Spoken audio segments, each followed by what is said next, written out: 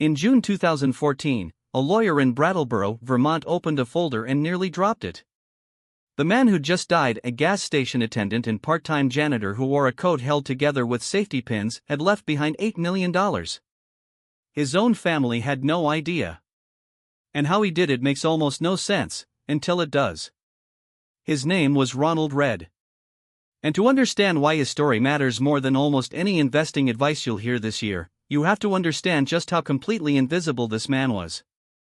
Ronald grew up on a farm. He was the first person in his family to graduate high school, and to get there he hitchhiked and walked several miles each way. He served in World War II, North Africa, Italy, the Pacific. When he came home, he did what millions of quiet men of that generation did. He went to work. For 25 years, he pumped gas and fixed cars at a Gulf station in town. When that chapter ended, he took a job as a janitor at a JCPenney. That's it. That's the resume. He was, by every outward measure, an ordinary working man in a small New England town who never earned anything close to a big salary. People who knew him described a man so frugal it was almost a local legend. He drove a second-hand Toyota. He chopped his own firewood well into his 90s. That coat with the safety pins? A neighbor once thought he was struggling and offered to buy him breakfast. He parked far from meters to avoid the coins. Nobody, and I mean nobody, looked at Ronald Read and thought, there goes a multi-millionaire. Because here's the thing about wealth. The signals we're trained to read at the car, the watch, the house, the vacations, those aren't signals of wealth. They're signals of spending. And spending and wealth are almost opposites. Every dollar that becomes a lifestyle is a dollar that never becomes a fortune. Ronald understood that in his bones, probably without ever putting it into words. So let's get to the part everyone wants to know. What was actually in that account? When his estate was settled, Ronald Read's portfolio was worth around $8 million. He left $6 million of it to the local hospital and library, the single largest donations either had ever received. And when advisors looked at how he'd built it, there was no secret. There was no lottery ticket, no crypto, no early stake in some tech unicorn. What they found was a fat stack of paper stock certificates in a safe deposit box, plus more holdings on file. He owned pieces of at least 95 different companies. Names you'd recognize instantly: Procter & Gamble, JP Morgan, Johnson & Johnson, General Electric, Dow Chemical, CVS, blue-chip American companies that make things people buy in good times and bad. Toothpaste. Bank accounts. Medicine. Electricity. And critically, these were dividend stocks. Companies that pay you a slice of their profits every single quarter just for owning them. Ronald took those dividends and reinvested them, buying more shares, which paid more dividends, which bought more shares. Over and over. For decades. He bought companies he understood, he held them, and when a stock cut its dividend or a business looked shaky, he'd trim it. Otherwise, he did the single hardest thing in all of investing. Nothing. He just held. Think about what holding actually meant across his lifetime. He held through the crash of 1987, when the market dropped 22% in a single day.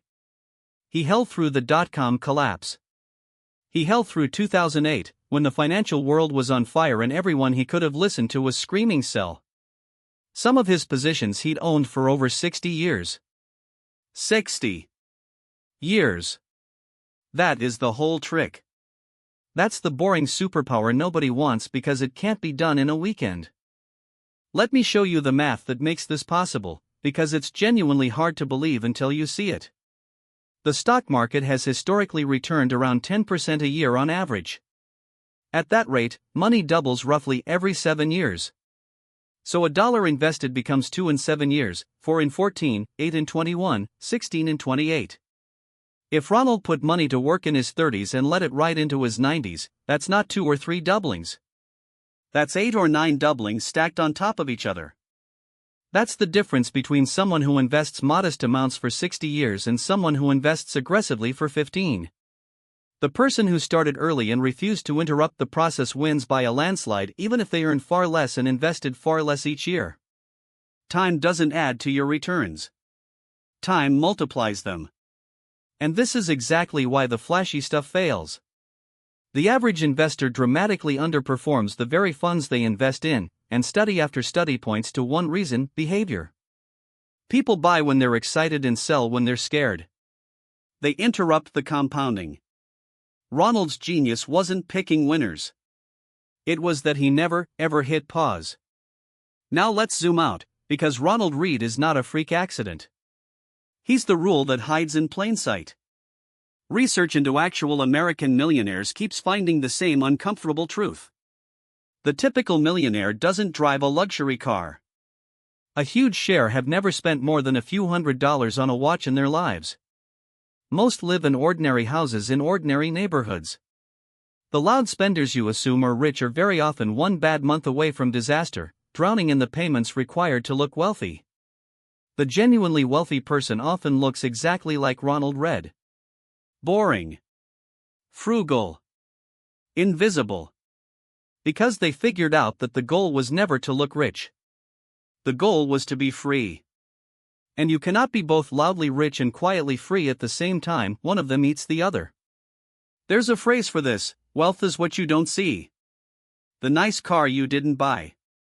The upgrade you skipped. The bonus you invested instead of spent. Wealth is invisible by definition, because it's the money still working for you instead of sitting in someone else's driveway. So what do you actually take from a gas station attendant who outinvested Wall Street? 3 things. First, you don't need a big income to build real wealth. You need a big gap between what you earn and what you spend, and the discipline to invest that gap automatically. Ronald never earned 6 figures and still cleared $8 million. Second, ownership beats income over time. A paycheck stops the day you stop working.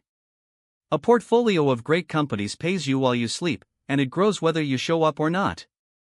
Ronald spent his life buying tiny slices of the American economy and letting them compound. And third, the hardest one, the money is made in the waiting. Not the buying, not the selling, the waiting. In a world engineered to make you react every single second, the ability to buy something good and simply leave it alone for 30 or 40 years might be the rarest financial skill left. Ronald Read died with a fortune because he was patient in a world that pays you to be impatient. He wasn't smarter than the pros. He just refused to get in his own way. If this story shifted how you think about what wealth actually looks like, do me a favor and hit that like button. It genuinely helps this channel reach more people. Subscribe so you don't miss what's next, because in an upcoming video we're breaking down another quiet fortune, this one built by someone who never bought a single stock at all. You won't see how they did it coming. See you there.